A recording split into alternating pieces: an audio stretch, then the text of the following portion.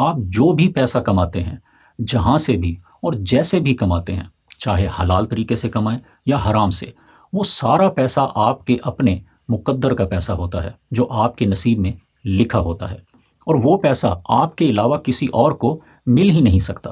اس سارے پیسے نے آپ کو ہر صورت میں مل کر رہنا ہے، بلکہ آپ کو موت بھی اس وقت تک ہرگز نہیں آ سکتی جب تک کہ وہ سارا پیسہ آپ تک پہنچ نہ جائے۔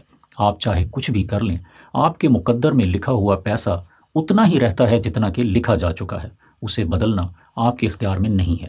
ہاں، البتہ اس بات پر آپ کو پورا اختیار ہے کہ آپ اپنے مقدر کے پیسے کو چاہیں تو حلال راستے سے حاصل کریں یا چاہیں تو حرام راستے سے۔ ممکن ہے کہ حرام راستہ آسان اور مختصر ہو اور حلال راستہ کٹھن اور طویل ہو، لیکن یاد رہے کہ دونوں راستوں کی کمائی تو بالکل ایک جیسی ہے، لیکن منزل بالکل مختلف۔ ایک راستے کی منزل جہنم اور دوسرے کی منزل جنت ہے۔ آپ کو کتنا پیسہ ملنا ہے، اس کا فیصلہ تو آپ خود نہیں کر سکتے، لیکن آپ کو کس منزل پہ پہنچنا ہے، اس کا فیصلہ آپ نے خود کرنا ہے۔